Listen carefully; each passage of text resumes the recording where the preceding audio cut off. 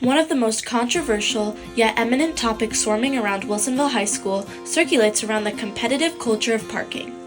From frustrated, protesting underclassmen students voicing their concerns and complaints over the high school's parking situation to obstinate upperclassmen annoyed by the issue, parking has posed tension between students and could be an area of debate for many. As high school students cross the threshold into aging past 16 years, they also earn the privilege of driving. Like most teens, this activity is a form of independence and is enjoyable for many young drivers. An estimated 65% of the student body at Wilsonville leaves campus daily to drive to nearby cuisines or fast food restaurants for lunch. Some students prefer this form of transportation compared to the local buses, but it can also be challenging parking cars and navigating the parking lot during certain hours of the day. Basic rules from both the state of Oregon and the District of Wilsonville have been implemented for the safety of all students and their property.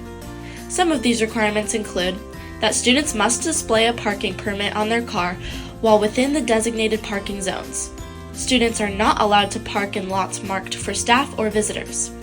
Inevitably, vehicles parked on grass, dirt, or in fire lanes, therefore any unauthorized area, can and will be towed. Inappropriate behavior toward others' vehicles or the parking lots can result in expulsion from the parking privilege. If students do receive a parking permit, they cannot be sold or traded. The $50 parking fee is non-refundable and collected before the parking permit is distributed. If any student witnesses behavior against these rules, they are encouraged to inform the school office to prevent reckless driving or behavior in the future. Parking permits often seem like prized possessions around campus, since they are primarily offered through a lottery-style drawing for senior students. Once the junior class filled their spots, leftover permits are assigned to underclassmen. Some sophomores have expressed their disagreement with this process, and in return have struggled to find parking during school day hours. Although parking near the FEC buildings or in front of Beckman Elementary is not permitted, many underclassmen have been known to disregard this. Other students park across the street as a result of overflow high school parking issues. Typically, new drivers haven't been able to apply for warranted permits if they get a license during the school year, which makes it difficult to gain access to the school parking lot. But even if parking in the local neighborhood streets may seem smart, it has caused crowding and disruption.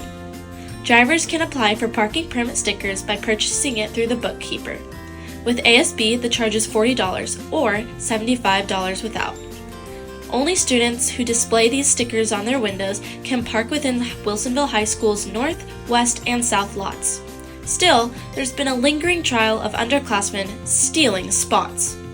Students will have to pay a $20 fine for parking illegally on school property, and there are larger consequences for further disruptions.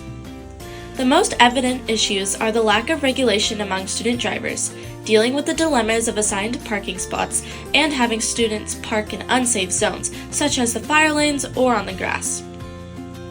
For any of these issues, students are welcome to bring their concerns to the attention of teachers or administrators if need be. Wilsonville is lucky to have an amazing lot with a new parking area recently put in to allow traffic flow to move more smoothly and efficiently. Although there may always be some strife among seniority when it comes to prime parking spots, there are always alternative ways to get to school. Wilsonville is equipped with multiple entrance points, fairly accessible drop-off lanes for students driven by parents, and bus stops which transport students. While driving a car to school seems fun, make sure to apply for a permit sticker and register with the bookkeeper before marking your parking spot. Students should be able to park in the parking lot without a pad. I'm Deputy Zach with the Wilsonville Police Department, and I'm talking to you today about reserved parking for handicapped people. Now, you might be thinking, but I'm late to school and I'm really lazy. Does that count as a handicap in Oregon? Unfortunately, no. You need a permit that looks like this. You need a placard that has that symbol on it that the DMV will give you, and then you're allowed to park in this space right here. Now, just because you're late or lazy doesn't mean that you can park here, okay? As you can see, there are spaces available in this parking lot, a little bit farther away that I think that you can make it to. And if you show up on time, maybe a little bit before school starts, there's always spaces available.